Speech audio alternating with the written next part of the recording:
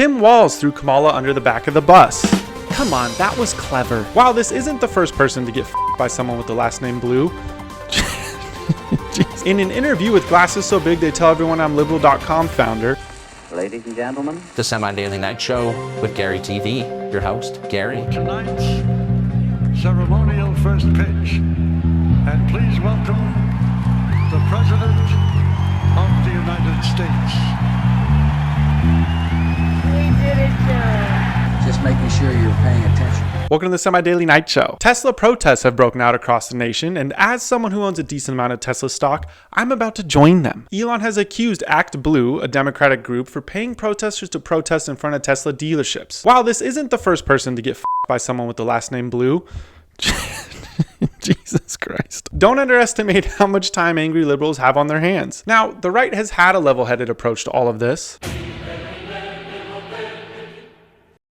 Over the weekend in Seattle, it is alleged someone set fire to a Cybertruck, which is sad. Why burn a Cybertruck when you could burn all of Seattle, the city that smells of fish and low ambition? I'm kidding.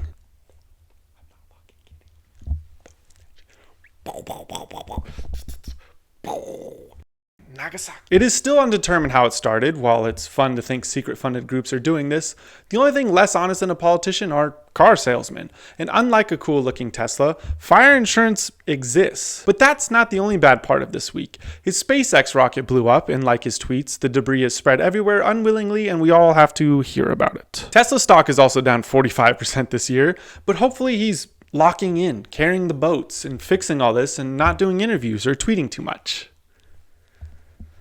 Oh, he's doing exactly that, because that tweet's going to help my portfolio. But it gets worse. The New York Times said that Marco Rubio and Elon Musk have been arguing while in meetings with Trump. Elon roasted Rubio for not firing anybody, accusing Rubio of only firing one person, a Doge member. Please don't be big balls. Rubio then laid out how he fired 1,500 employees and how he plans to reorganize the State Department, which didn't impress Elon Musk because it wasn't a meme or the possibility of having another child he won't care for. Elon bro's gonna be mad about that one, but it's true. Trump then intervened and actually complimented Rubio, which is odd because... Don't worry about it, little Marco. Gentlemen. Things are obviously getting heated for Elon Musk. Republicans are praying for him. Literally, your Republican aunt has probably posted on Facebook to pray for him. And Democrats, well, hopefully they aren't trying to escalate the hate against the man. Are you willing to fight day and night, dawn and dusk, to fight Elon Musk and take our government back? God damn it, shut down the Senate! We are at war! We'll see you in the courts, in Congress, in the streets. We are here to fight back. This is no longer business as usual. Tim Walz threw Kamala under the back of the bus. Come on, that was clever. Subscribe for more. You probably still can. The VP pick for Kamala Harris's campaign has turned the tables. Well, well, well. How the turntables... He went on to roast the Democratic Party strategy for playing the campaign too safe.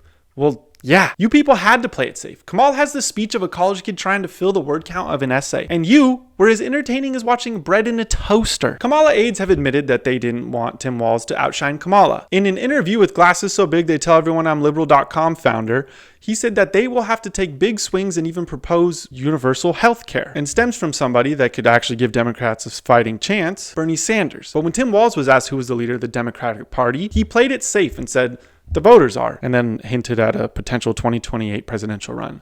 You people learned nothing. Let's check in on the Epstein Files client list that was promised to be released. I'm sure Kash Patel is working really hard and he's not at UFC or posting thirst traps. We're never getting these files. Republicans passed a major spending bill last month, but some are lying about what's in it. Lauren Boebert, the only person who actually knows how to party and get through a play, God forbid someone gets drunk and has a little fun before a musical. What, is this a communist country or something? I thought this is America. Congresswoman Boebert and other Republicans applauded the bill passing, saying that no tax on tips or overtime bill just passed. But that was never in the bill. Why does no one read The bill is asking for the government to cut $880 billion over 10 years in spending. That's basically nothing. So while it's not specifically in the bill, evil Steve Carell, Mike Johnson, has floated the idea to cut Medicaid and Medicare spending, but only for wasteful spending or fraud. And good! No one's on Medicaid. More than 70 million people are on Medicaid. Oh, that's a lot of people. Maybe there's an easier way to find this spending that doesn't leave our grandmas without health care and means we have to become pro golfers to pay for better care for them. Maybe there is abuse in these programs that isn't from the ones in it. I know no one would ever mark up the cost of health care for people who need it. Health insurance companies have never put profit first over patient care. Right?